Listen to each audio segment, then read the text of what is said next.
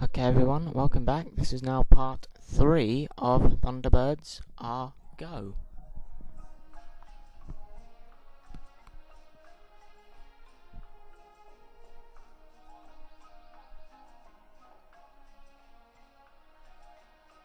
Oh, wouldn't it be great to live at Tracy Island? I'd love to live on Tracy Island. It's like, my house is kind of like Tracy Island. It would be big enough to be the Tracy Island villa. And it's got its own pool at the back as well.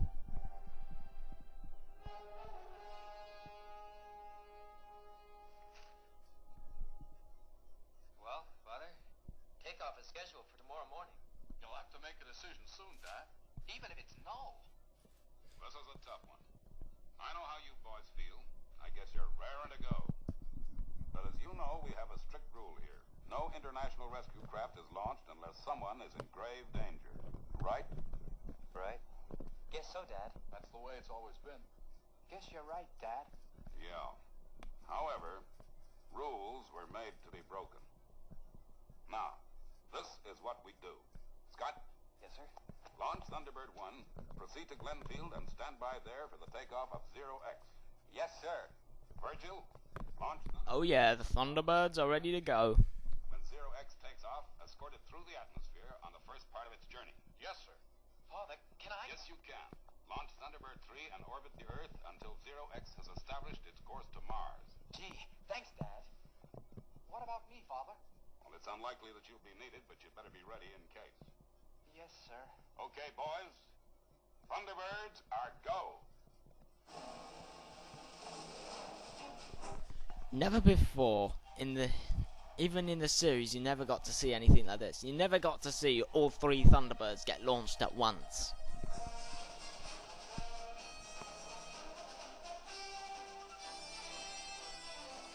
Oh, that's just cool right there. I just love that. Virgil's shoot, how he goes into Thunderbird 2. That's incredible.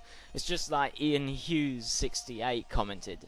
It would be so cool to have one of those. I need something like that to get me up in the morning.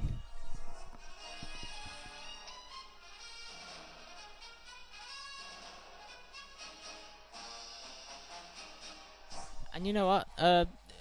Jagger Balls is right. A lot of the time in the show takes up with the Thunderbirds launching, but that's what fans of the show and fans of the films love. They love seeing their favourite Thunderbirds getting launched as they roll down, their runways, or they go into their machines and they get ready to blast off, as Thunderbird 1 comes out the pool, Thunderbird 2 launches out the runway, and Thunderbird 3 comes out the roundhouse. It's just incredible. That's just what fans just love. And of course, Thunderbird 2 is my favourite one. Thunderbird 1, ready to go. Okay, Scott. Here to go. Good luck. Thanks, Father.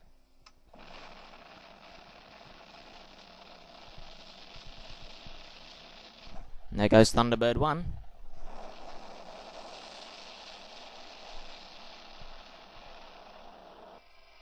Thunderbird 2 selecting Pod 5.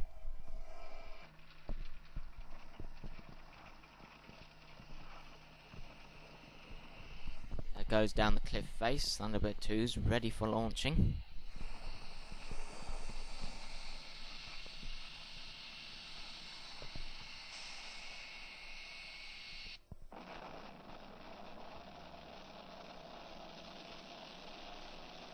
There goes Thunderbird 3 blasting off.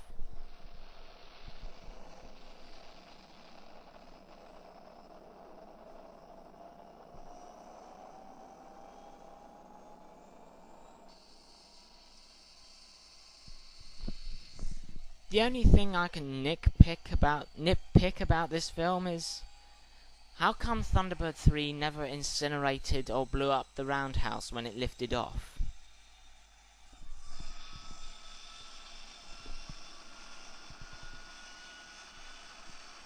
And this bit coming up right here, I'll just wait for a bit. Okay, this right here, as the section of runway lifts up and Thunderbird 2 gets ready for launch, I know a lot of people like to nitpick the fact Thunderbird 2 would never lift off that. surely it would go off the end and go pew, right into the ground. You know what? Forget you.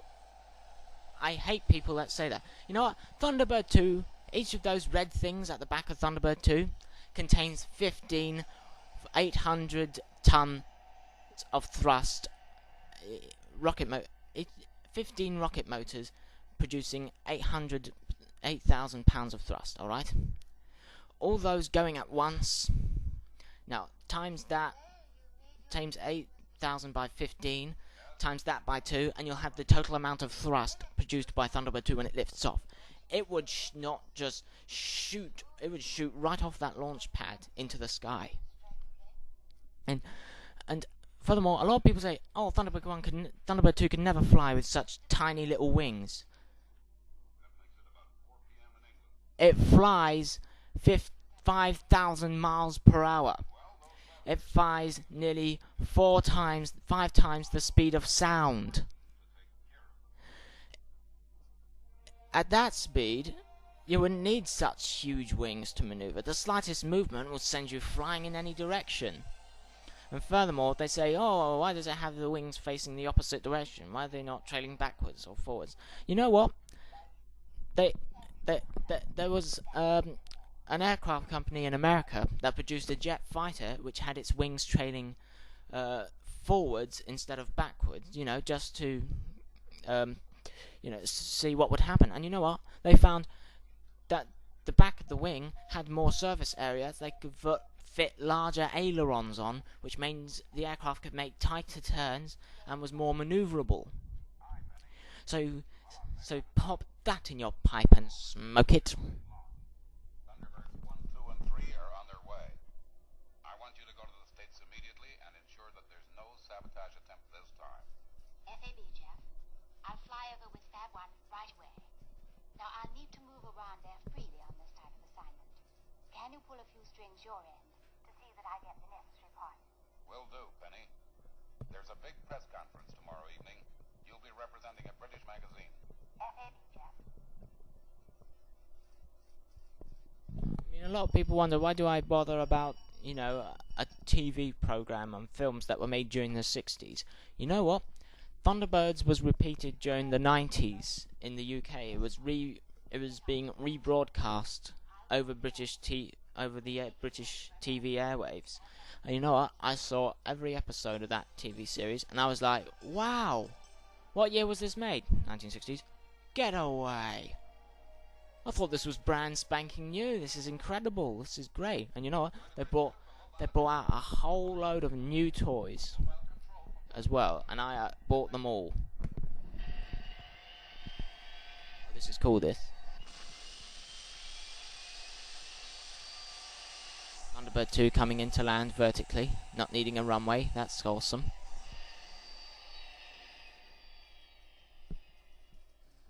Derek Meddings always mentioned Thunderbird 2 was a real pain in the backside because he could never get all 4 of the rockets to fire simultaneously as they should.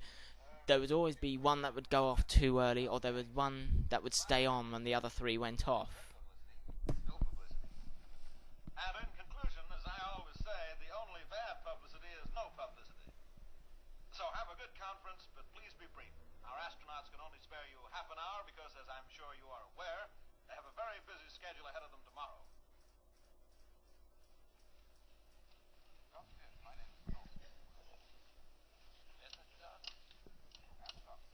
Captain Paul Travers. Yes, ma'am. I'm Lady Penelope Crichton Ward, representing the Universal Mirror. First question. Tell me, what do you find most frightening? The ordeal of this press conference, or your flight tomorrow in 0X? Well, without question, this press conference, ma'am. Thank you, Captain Travers. Now, I'm sending a messenger over with a small simplicity. That's Sylvia Anderson playing the voice of Lady Penelope there, Jerry Anderson's wife, who later on went on to become co-producer of Thunderbirds and other of Jerry Anderson's programs. Well, I better stop the review there. See you for part 4.